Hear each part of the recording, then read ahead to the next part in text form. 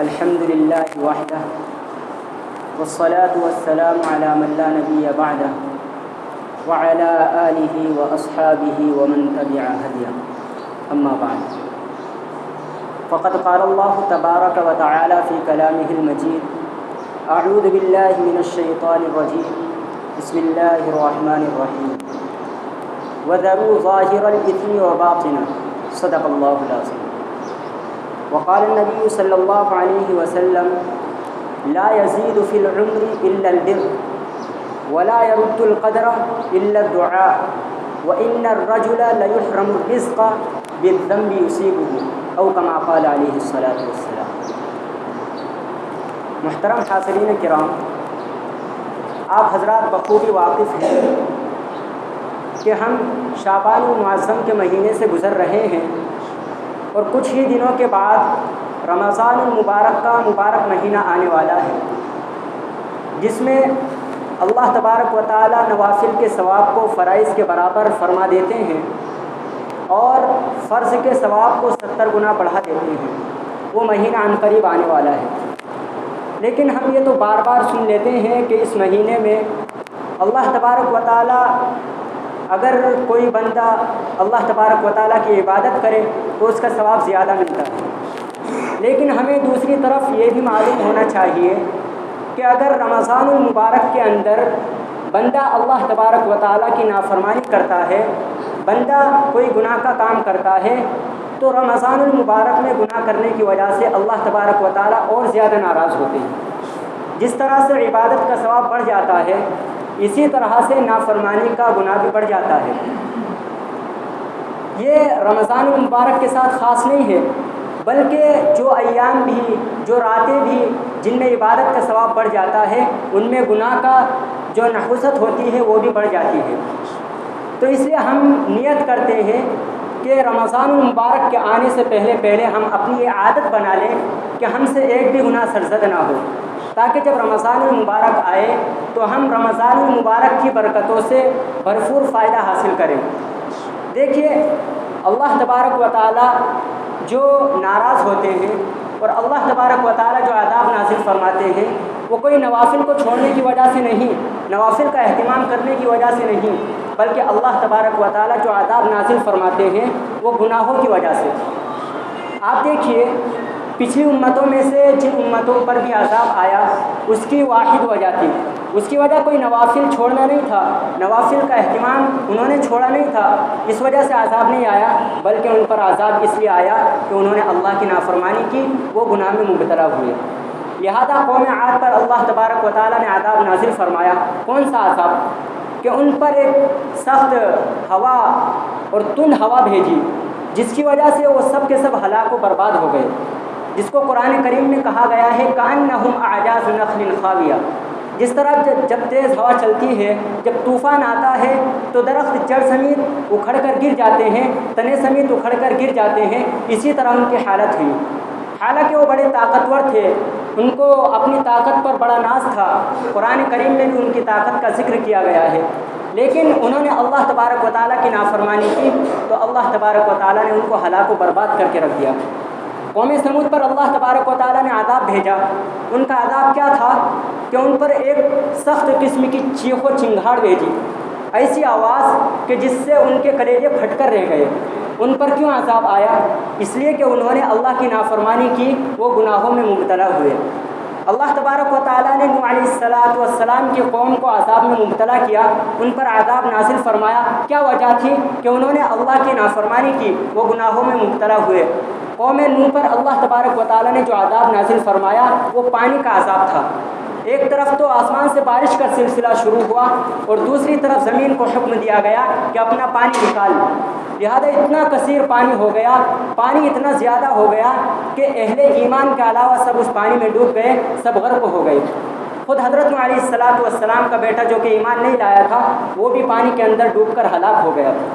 قوم شعیب کو اللہ تبارک و تعالیٰ نے عذاب نازل فرمایا، اس کی وجہ بھی یہی تھی کہ انہوں نے ناپ تول میں کمی کی، اللہ کی نافرمانی کی اور گناہوں میں مبتلا ہوئے۔ قوم شعیب کو اللہ تبارک و تعالیٰ نے جو عذاب ان پر نازل فرمایا وہ عذاب تھا آگ کا۔ قوم شعیب پر اللہ تبارک و تعالیٰ نے تقریباً 7 دن تک اتنی گرمی ان پر پڑی کہ وہ سب کے سب بے چین ہو گئے، ندیاں تالاب سب سوکھ کر رہ گئے، پانی کا ایک قطرہ تک ان کے لیے نہ رہا تھا۔ 7 دن کے بعد ایک کالا بادل اللہ تبارک و تعالیٰ ان پر بھیجتے ہیں، اور جب وہ کالا بادل دیکھتے ہیں تو سوچتے ہیں کہ یہ بادل ہم پر برسے گا، ہماری پریشانی دور ہو جائے گی، ہم کو سکون ملے گا۔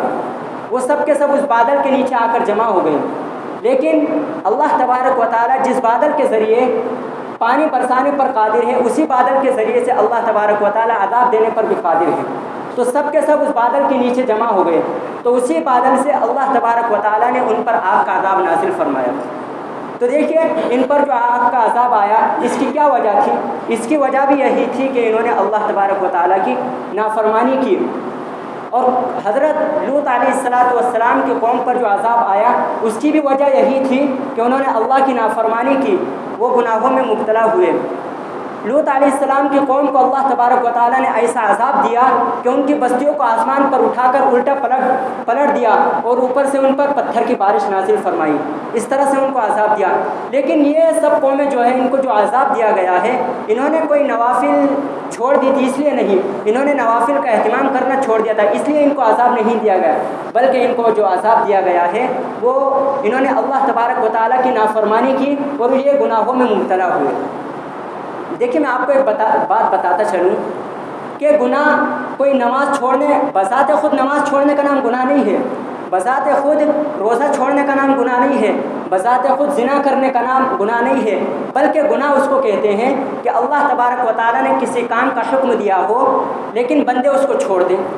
اب دیکھیے اللہ تبارک و تعالیٰ نے نماز پڑھنے کا حکم دیا، تو اگر کوئی نماز چھوڑ دیتا ہے یہ گناہ ہے۔ اللہ تبارک و تعالیٰ نے روزے رکھنے کا حکم دیا، اگر کوئی روزہ چھوڑ دیتا ہے تو یہ بھی گناہ ہے۔ اسی طرح اللہ تبارک و تعالیٰ نے نافرمانیوں سے روکا ہے، زنا سے روکا ہے، بدکاری سے روکا ہے، ان تمام گناہوں سے روکا ہے۔ اب اگر بندہ ان کاموں کو کرتا ہے تو یہ گناہ ہے۔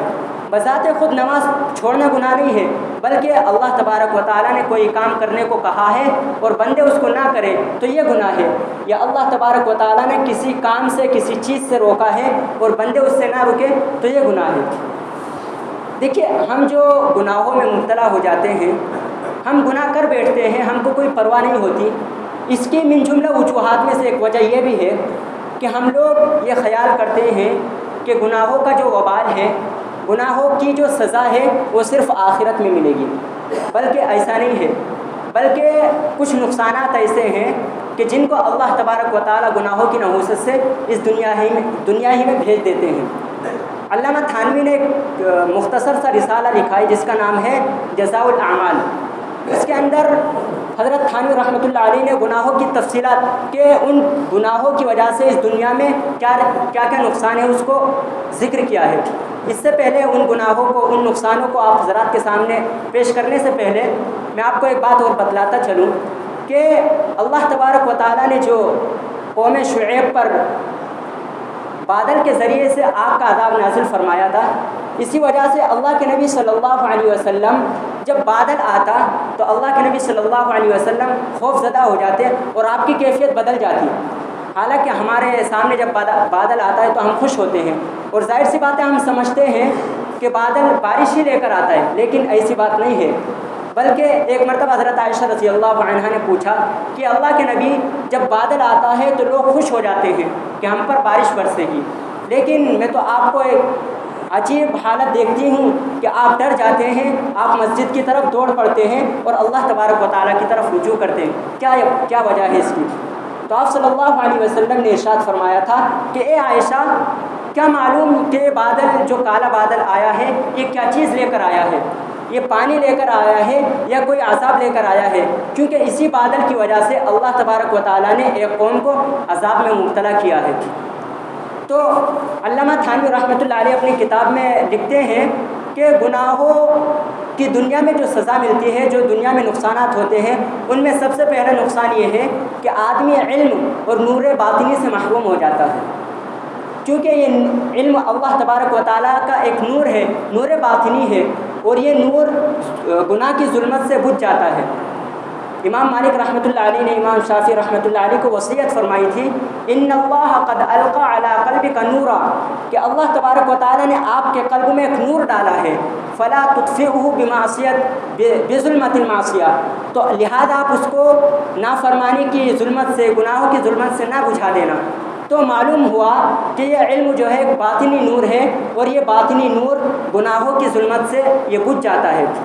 اور دوسرا جو نقصان ہے جو اس دنیاوی زندگی میں گناہوں کی وجہ سے نقصان سامنے آتا ہے، وہ یہ ہے کہ آدمی کی رزق میں کمی ہو جاتی ہے، رزق کی تنگی اس پر کر دی جاتی ہے۔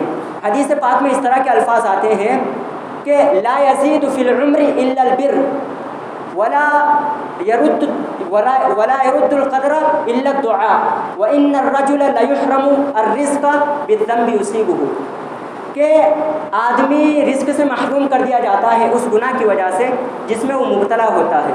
تو گناہ کرنے کی وجہ سے دنیا کا دوسرا نقصان یہ ہے کہ آدمی کی رزق میں تنگی کر دی جاتی ہے، آدمی رزق سے محروم کر دیا جاتا ہے۔ اور تیسرا گناہ یہ ہے کہ اس کو اللہ تبارک و تعالیٰ سے وحشت یعنی گھبراہٹ سے رہتی ہے۔ اور یہ بات اگر غور کی جائے تو معلوم ہو جائے گا، لیکن تھوڑی غور کرنے کی ضرورت ہے۔ اور چوتھا گناہ جو ہے جو اس دنیاوی زندگی میں چوتھا نقصان جو گناہوں کی وجہ سے اس دنیاوی زندگی میں جس کا سامنا کرنا پڑتا ہے وہ ہے کہ نیک لوگوں سے وحشت۔ آپ دیکھیے، اولاً تو جو گناہ کرتا ہے وہ تمام لوگوں سے ایک طرح کی وحشت محسوس کرتا ہے، لیکن جو نیک لوگ ہوتے ہیں، جو اللہ والے ہوتے ہیں، جو نیک لوگ ہوتے ہیں تو ان سے خاص طور پر وہ وحشت محسوس کرتا ہے۔ اور جتنی اس اللہ والوں سے وحشت بڑھتی جائے گی تو اتنا وہ ان سے دور ہوتا جائے گا، اور جتنا اہل اللہ سے، اللہ والوں سے دور ہوتا جائے گا تو اتنی ہی وہ ان کی برکات سے محروم ہوتا جائے گا۔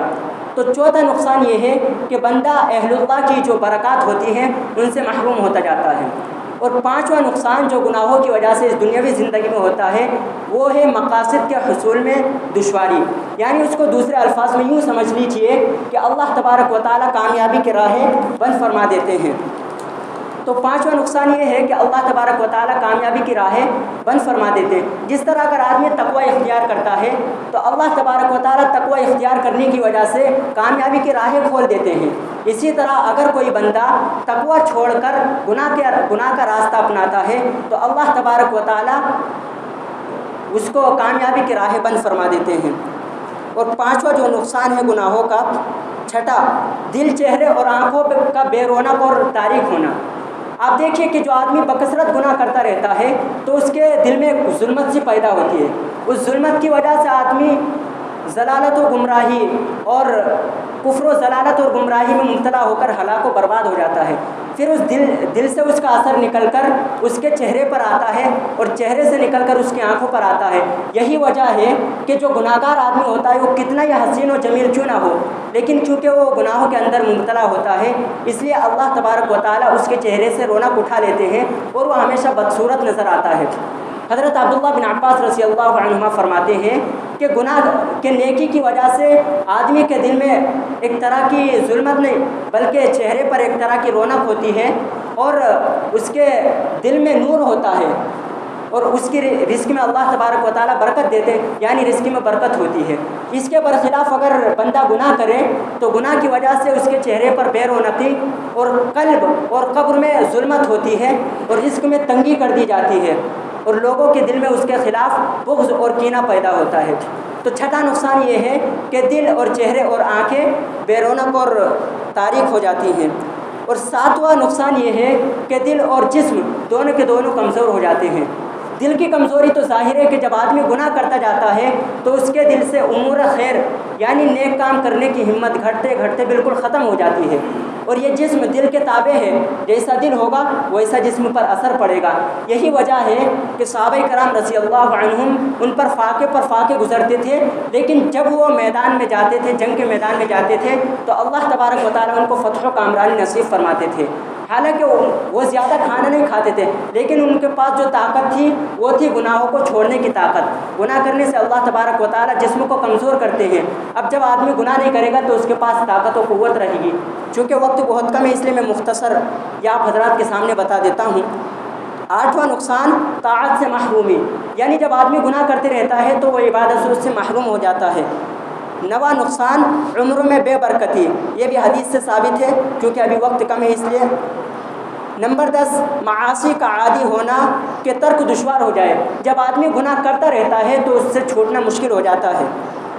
نمبر 11 توبہ کی توفیق نہ ملنا، جب آدمی گناہ کرتے رہتا ہے تو توبہ کی توفیق سلب ہو جاتی ہے۔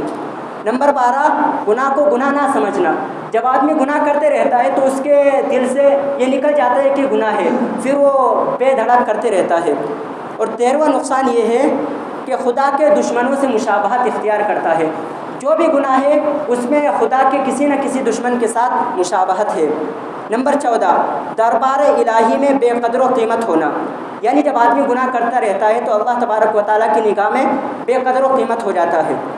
15واں نقصان یہ ہے کہ گناہوں کا اثر دوسری مخلوقات پر بھی ہوتا ہے، صرف انسانوں پر ہی نہیں بلکہ دوسری مخلوقات پر بھی اس کا اثر ہوتا ہے۔ نمبر 16 عقل میں فتور اور فساد پیدا ہوتا ہے۔ نمبر 17 رسول اللہ صلی اللہ علیہ وسلم کی لعنت کا مستحق ہوتا ہے، بہت سے گناہ ایسے ہیں جن پر اللہ تبارک و تعالیٰ نے، اللہ کے نبی نے لعنت فرمائی ہے تو ان کا مستحق ہو جاتا ہے۔ نمبر 18 فرشتوں کی دعاؤں سے محروم ہو جاتا ہے۔ نمبر 19 خشکی اور تری میں فساد برپا ہو جاتا ہے، اس کا قرآن کریم میں بھی ذکر ہے۔ نمبر 20 حیا اور غیرت سے محرومی یعنی محروم ہو جاتا ہے۔ نمبر 21 دل سے خدا کی عظمت کا خروج، یعنی دل سے خدا کی عظمت نکل جاتی ہے۔ نمبر 22 نعمتوں کا چھین لیا جانا، جب بندہ گناہ کرتا رہتا ہے تو اس سے نعمتیں چھین لی جاتی ہیں۔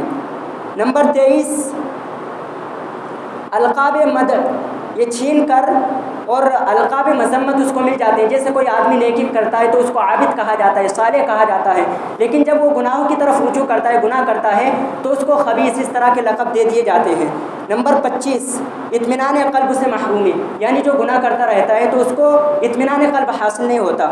نمبر 26 مرتے وقت کلمہ طیبہ سے محرومی ہو جاتی ہے اور یہ سب سے بڑا نقصان ہے۔